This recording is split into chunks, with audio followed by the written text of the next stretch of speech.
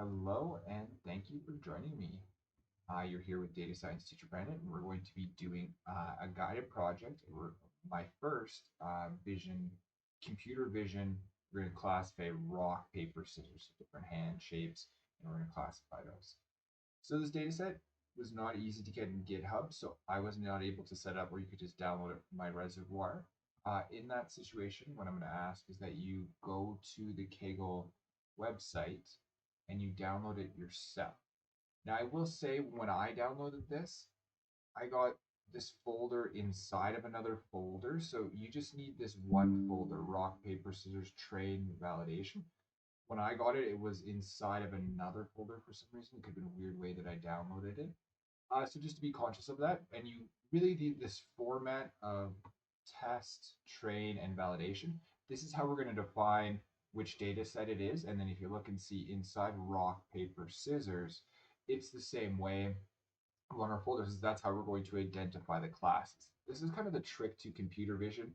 It's a little bit tricky to get set up because the way that you do your train test split, the way that you identify your classes is in the folder. So it's the way that you organize your photos, which is very different than a data frame in normal machine learning. And once you get that figured out, though, it computer vision is actually quite easy. It's just getting the data into your model is a trick. So we'll go through that. So I'm working on my Google Colab. I'm just importing the data from this. So you can see here that the folder that I'm importing in the rock, paper, scissors, train and test. We're just going to use train and test. Validation is for just a random series of photos, all of them together. So this is not in the correct format. This is if you wanted to validate it. So today we're just going to use the train and the test data set, which is in scissors, rock, paper, and then everything in scissors is the scissors hands. This is how we're going to identify which class it is. This is really important to set up the filing system correctly for what we're going to do for computer vision. And we're going to use something called an image data generator. So what we're going to be doing is every epoch we train our neural network, we're going to pull in data from this folder based on the classes. We're going to alter them a little bit, and then we're going to train our network. And then we're going to do the same thing on the next epoch, same thing on the next epoch. So we can basically generate an unlimited amount of images, and we don't have to store it all in our memory, which is kind of the big problem because it really would be nice to have a million photos. Very hard to fit a million photos even to your Google Photos. Okay, so here what I'm doing is I'm importing my drive because that's what I'll be connecting to today. And then I'm installing TensorFlow 2.7.1. TensorFlow updates a lot and it's kind of annoying, truthfully, because it will change how some of the functions work, which I found out when I was building this. And so I set it to the same TensorFlow. I think 2.8 will not work. So with this workflow. So this is just something important to install. If you're in Colab, you have to install this every time, or we'll just use the newest version of TensorFlow, which we do not want. Okay, so here we're going to go import our standard data science workflows just in case we needed those. And here what we're going to do is we're going to import two new things, well, that I really don't deal with a lot on a regular basis. This would be more if you're in computer science, you're dealing with filing systems, path directors, and stuff. We're going to deal with OS, so we're going to deal with the operating system, which allows us to build the file path, and then CV2, which allows us to deal with some stuff that we need to do. Okay. So what we're going to do first is what we're going to do first is os dot path, os dot path dot join. Okay. So we're going to go through that. And then what we're going to do, so we're going to join content.g drive, which is what we create when we mount our drive, to this. This is a very computer sciencey way to create a file path, and this just works well for what we're going to do. So, and then we can work with our drive. And then this is where it's located in my drive, and you can see rock, paper, scissors folder, which is this folder right here. Okay. So then what we're going to do in the next one, we're going to go OS and join.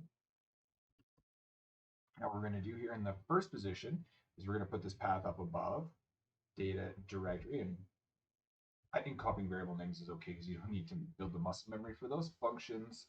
I always write them up myself just to make sure I maintain that muscle memory. Okay, so you see here OS path join, and data directory, and then train. So we're going to make it into the train folder that we have set up inside here. So our train data sets, we're going to go to this, and then we're going to have each folder for this. So we have our train right here. Okay. The next thing we'll do is os.list directory. So you can see how many photos are in each one. And then we're going to do the same thing we did above. OS path join. So we're operating system path join. So we're going to join them paper, rock, and scissors to the train thing. And then we're going to go this directory again for the next one. And this direct or list dir directory, list directory, and then list directory in this next one here. Okay.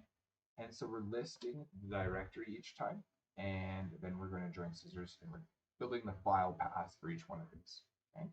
So the next thing we're going to do here, so you notice we did train, paper, rock, scissors. To kind of help build the muscle memory for this, we're going to do test right here in the first one. So we're joining the test file path or folder to the next one here, and then we'll do the same thing.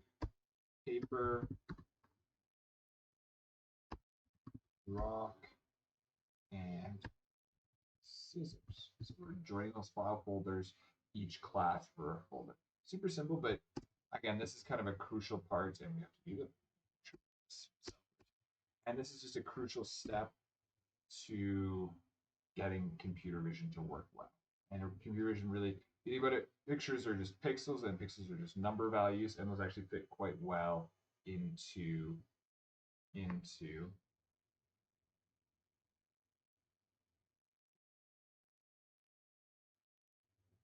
you see here, it's not a mistake. Scissors. This should be scissors. Gotta spell things correctly. Okay, so we got that right. And going through there. Okay. So just if you wanted to import an image one by one, and you can see, so CV2 IM read path, and you read your file. And then you have an image and you convert it to an array, just if you were wondering how to do that. I did that to check the size of the shape of the original. So the size of our shapes today are 300 by 300. Okay.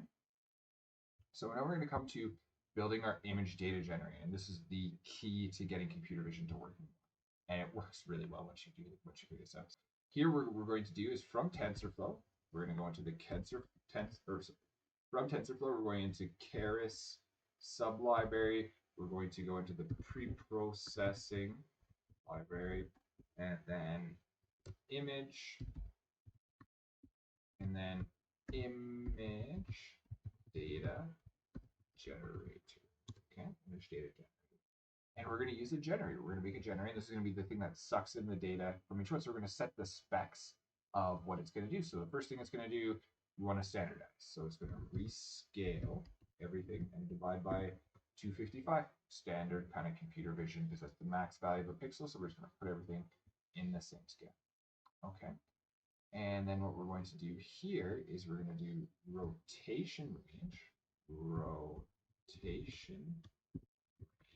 Okay, so we're setting the rotation range to be 10%. So it's going to be not too much. I mean, you'll find you can do a lot, but you will find as well there is a point of too much.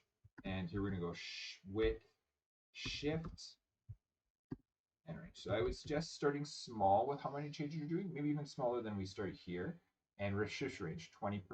So we're going to go 20% either way, and that makes sense. The next one we're going to do is height, shift, range. Okay. Next one we're going to do is zoom range.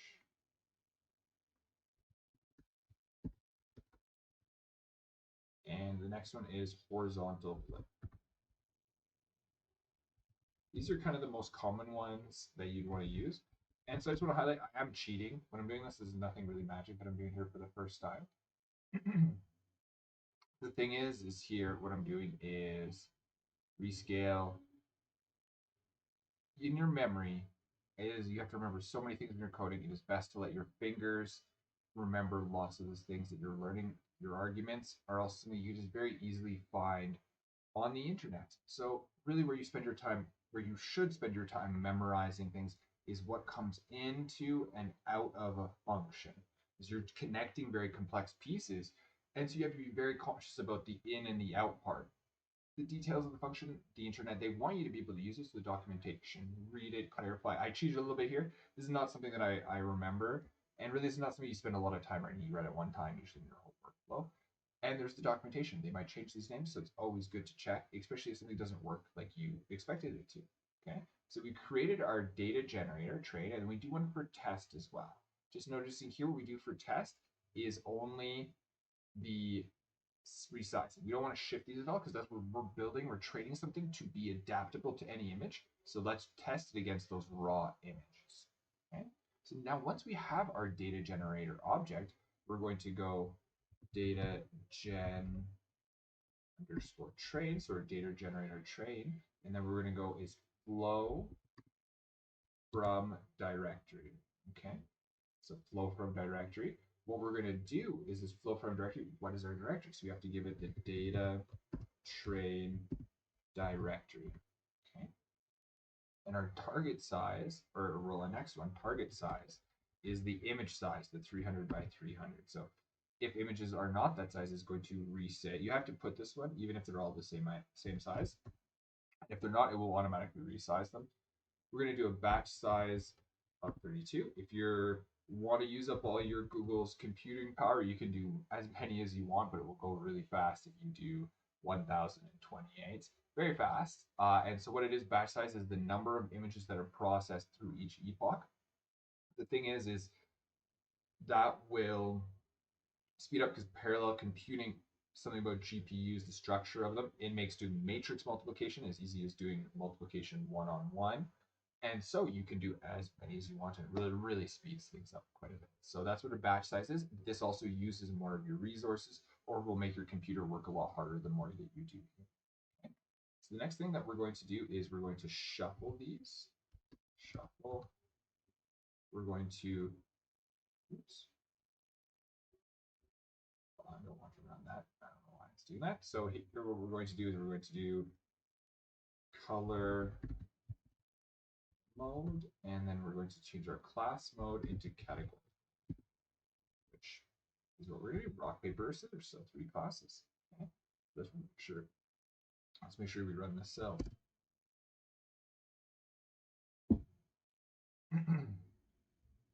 Okay. Going into the next one. So let's run those. And run both of those. So we have all of those. We have 3 classes, and we have 2,520 images in our training set and 324 in our test set. Okay. So here I build a dictionary. This is what we're going to use at the end when we look at our results. This is the way we'll convert the prediction 1, 2, or 3, the position of the prediction, into these numbers right here. Okay, so we're going to build a dictionary. The way that I built this, and we're not going to do any code just so that I can explain what we're doing here. So generators do not work like data frames. The way that we access rows in a data set is by iterating through it. So you can't just go dot head. You have to iterate through a data set to be able to view the rows. And every time you iterate, you're getting through the rows. So just to do something small right here, I'm going to go batch generator. So I'm just assigning one batch to this. And what I'm going to do is so count 0. So I'm going to do I for range 2, image, batch. And here what I'm doing is I'm going to index into this range, and then I'm going to take the first position, which is the image, and the second position, which is I. And I'm just realizing this count I didn't use. I don't know why I put that there. Anyways, so that count is, just in case you're wondering, that count doesn't need to be there for any reason. So here we're going, pulling out our image, pulling out our class, and we're going to print our image. I have to index into it one more time, pull it out of what it is.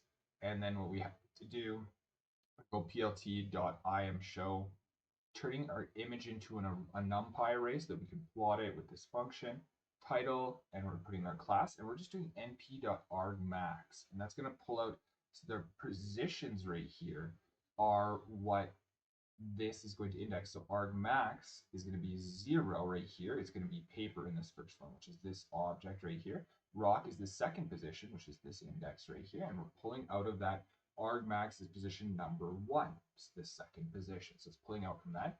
And this is kind of important to understand when you're predicting classification with TensorFlow, is you're going to get this sparse vector that you're going to kind of one hot encoded vector with the values, and you're going to go here. So here's a rock, not the best rock, but you got to kind of have anything and everything right here. And this is our training data. So this is the manipulated data. So you can play around with manipulating this a little bit more and see how this looks. So just get those. We got paper, which is the first one, and rock, which is the second one. And you can do more than this. It takes a little while, so you can do a lot more than this if you want to see the full images. So here, I like to define my architecture right above my model, right above kind of all the workflow, just so I have one place to come to for all of there's many different hyperparameters. So to help me remember my variable names, I just wanted what I do exactly to get everything to work properly. We're just going to go here and retype everything. So I think this is important just to get into practice. So here we're going to do kernel size by defining our hyperparameters for a model. So here we're going to do kernel size. We're going to go 7 by 7. Okay, and just say right here. And then what we'll do in the next one is we'll define our pool size, which is what we'll do. So we're going to use a max layer. So pool size. And what I'm doing here, just a shortcut to remember how I do these variables, is I just get rid of the vowels, and then because when you're defining them, they usually have the vowels in them, and then I take out the vowels. It's shorter and very easy to understand usually. So, and we'll set this pool size. We're just going to go 2, 2. So 2 by 2, and we're pooling them together. And we're going to use a max pooling layer, and this will work well. This works really as like kind of a sharpen on your images. Okay, so here what we're going to do is we're going to give our convolutional layers 10 H, which I find to be really good for convolutions. My favorite activation function though is the ALU, the exponential linear unit. It just works a little bit better than ReLU in my opinion. It allows a little bit of training in the negative space, which this is good. Not perfect training, but a little bit of training. And then our activation output is going to be softmax, which is going to produce the sparse vector, the ones and zeros, this thing right here. It's gonna basically it's a logistic regression in each column, and it's going to pick the largest one as well too. And so here we want to give it the soft. So those are activations. We're going to set our dropout layer to be a 40% dropout, which is really true. You get the the effect of ensemble methods by leaving this dropout or by using a dropout layer. So it's really important you get it so that one path through your network isn't overly dependent, and you get the diversification of a committee result, really truly diverse paths through your network that really give a diverse decision. And so this is mimicking using the dropout layer, random forest, bagging, gradient boosting, all of those ensemble methods with sklearn. Okay, so really important to use. It seems kind of, I didn't get it at first, but it is really truly important. It really does help computer vision as well. So we're setting that. We're going to set our convolution neurons to 60, the first dense layer to 110, second dense layer to 60. Okay. And then the next thing that we're going to do is we're going to set to 50 epochs. Okay. So we're going to go to keras, so tf.keras.optimizers, and we're going to set that to OPT or optimizer. And then inside it, we're going to set the learning rate. This is where we would set our learning rate in the optimizer. And optimizers help our learning. Okay. So here what we'll do is keras dot losses. And here we're going to do, and I spelled there, I cheated a little bit here, categorical cross entropy, but it's still good to practice typing it out. Even though I left myself a little, it's just always the more you practice, the faster you get the next time. And easier, if your fingers remember it, it's just much easier to remember it the next time. Okay, so here what we're going to do is we're going to build our model now. So we have our architecture, we have the hyperparameters, and here we have the architecture, the Lego pieces of the layers that you're putting together. Okay, so here we're going to go tf keras. We're going to take up the layers, or go to the layers folder, and we're going to take out convolution 2D. Okay, so we do that, and then what we're going to do, we're going to define our convolution on neurons here are going to be 60. Our filters are going to be 60. Our kernel size is going to be our kernel size, our variable that we just wrote above.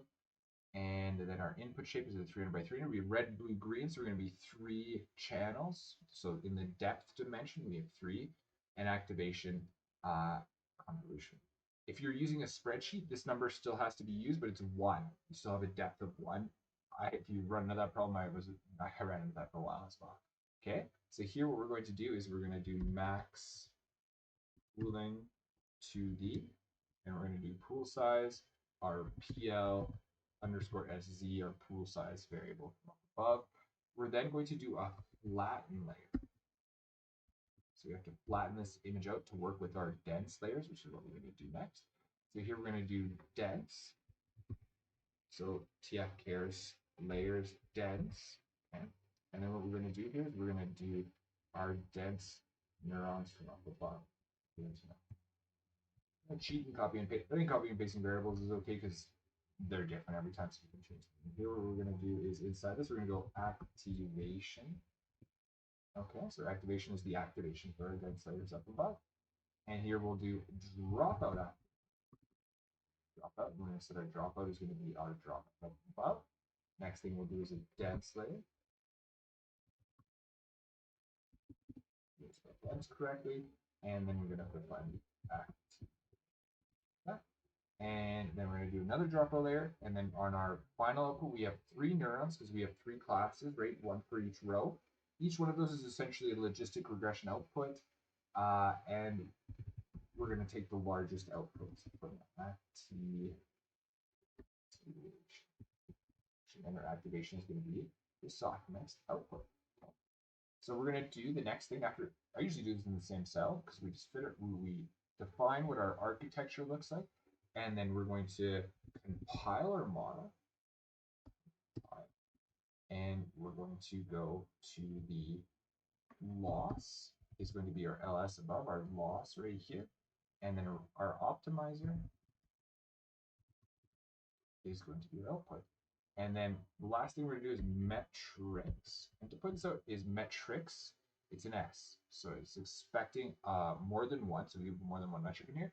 If we're only going to give it 1, we still have to give it a list though, because it is expecting more than 1. And after we'll go model.sum. So let's get this model training. And okay, so what we're doing here, we've done our model.summary right here. And we'll fit our model now. So it's always a good idea to save the history. So we're going to history equals to model.fit. What we're going to do here is give it our generator trait. And our validation data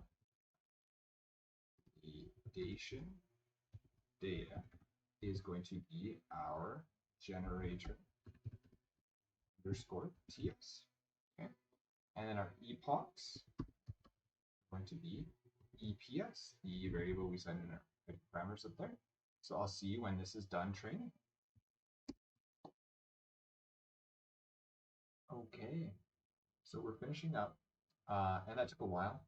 So what I did was, well, I kind of cheated. I was going to use the regular batch size and wait, but I changed the batch size up to 4096. You got to say 4, 8, 16, 32, 64, 128, 256, 512, 100, 1028, 2048, 4096. You have to stay in that kind of pattern. But this using GPUs, they're able to process many matrices is the same as if it were one. And it goes really fast. So what I did was it only took me about an hour. It's going to take you a lot longer. I used a lot of Google's compute units. I started off at 80. I went down. It took about an hour, and I used all of those, basically 13 compute units, which is very, I guess, technically kind of expensive. I have a membership to the Pro, which is a great deal.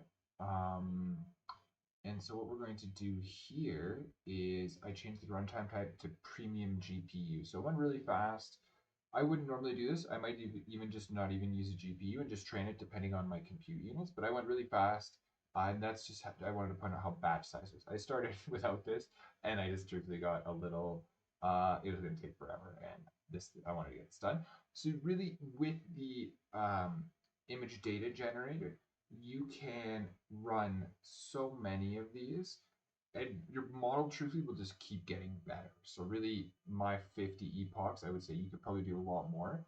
And the more that you alter them, there's going to be a limit, but the more that you alter your pictures as they come in, your images, you're going to really, you just keep generating more and more data, and your model is going to really learn the shape of things versus the position in the picture. Because if the hand is always over here, the your model is going to learn that that's a pattern. You know, this is random noise, and the pattern is here. So your hand needs to move around so that the shape can be learned. That pattern of the shape can be learned, and that's really important for learning. But once you do that, truthfully, it's just really amazing. But it keeps getting better here.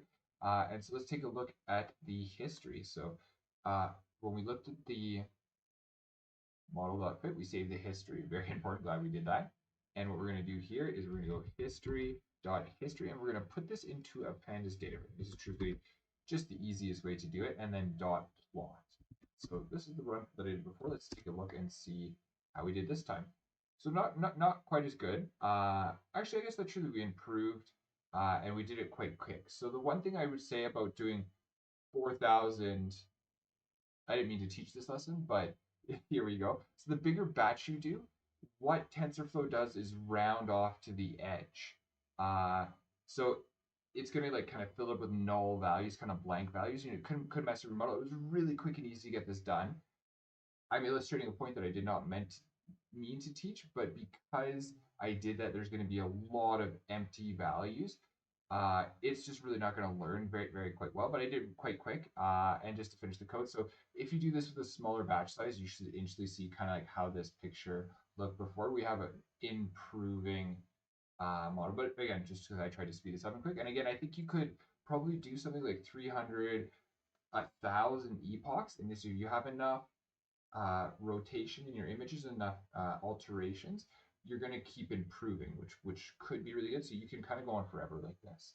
So the next thing we're going to do is, after we look at the plot, we're going to look at evaluate, and we're going to put in our generator train, and then we're going to put evaluate, then our generator test. Let's see our scores, how we did at the end.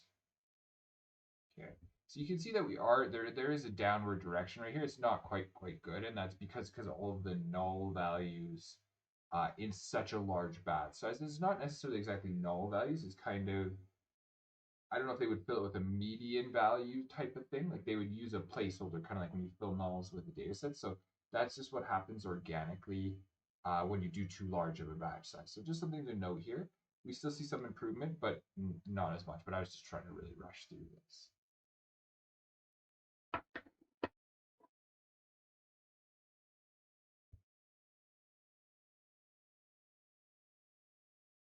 And we need to make sure we spell these correctly. So let's do this one right here. So just noticing that the evaluate incorrect. I thought that was what kind of weird. The first one worked. So I'll let you run these. I won't wait for that. Right? It does take a little while because there's quite a few data sets. Again, really fast. It only took 33 seconds per epoch. But again, that's the premium GPU, so it's gonna take like 5 minutes for you. So we'll move on to the next section. Okay, so I think it's really important to save your model.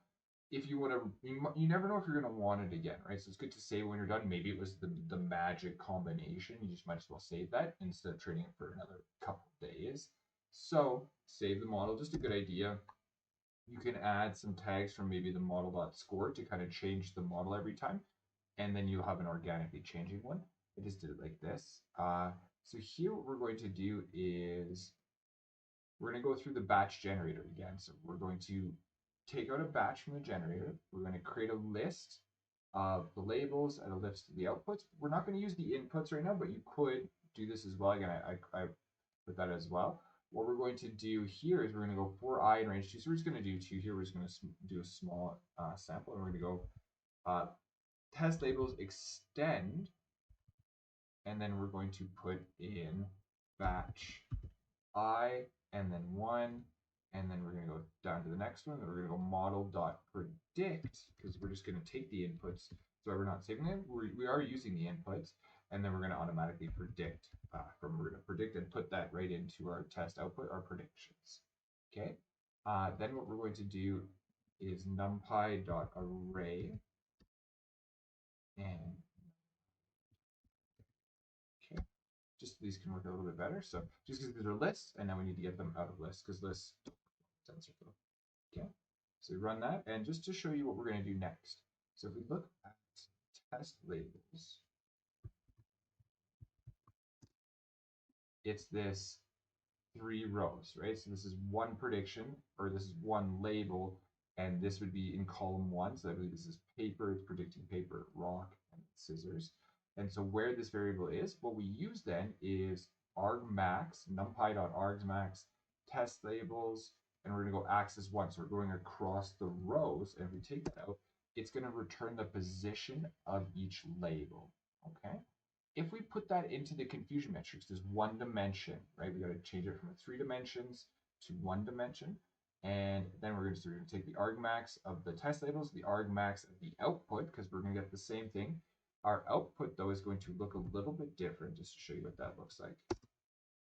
It's going to be, again, these are all logic predictions in this column. So it's trying to predict these 1s and 0s, but this is just what it puts out.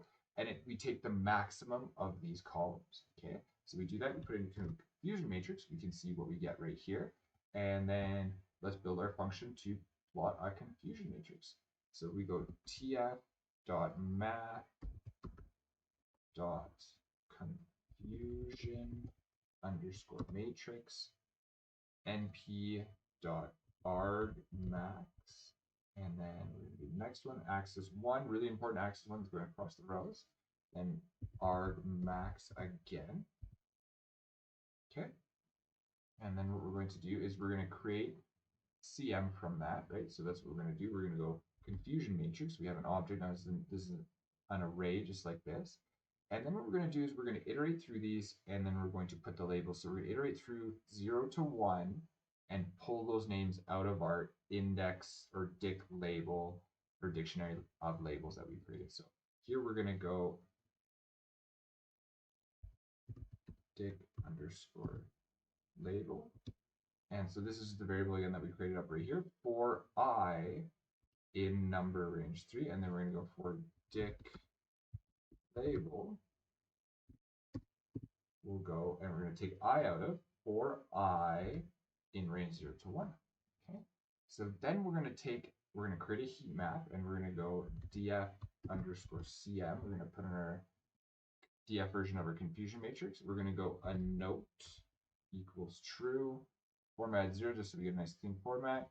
And then here we're going to have a little bit of fun. We're going to create cmap equals to sns dot light underscore palette. And we're going to give it a color code. I went to colormind.com or .io, colormind.io to look and just get a color from there. Here we're going to go as cmap equals true. And so there's a cmap. In our Y label, we're going to go font size equals to 14, and we'll put our true label. And then in this one, we're going to go font. In our X label, we're going to go font weight equals bold. Okay, perfect. And then our classic finish off, we're going to do matplotlib_show, which is really the print of plotting. So plt.show, so we'll print this. And then what we'll do in the next cell, we're going to call our function. So I'll type this out. So confusion underscore matrix plot. Okay, so we run this and we see, and it got to spell things correctly. So font weights with a T.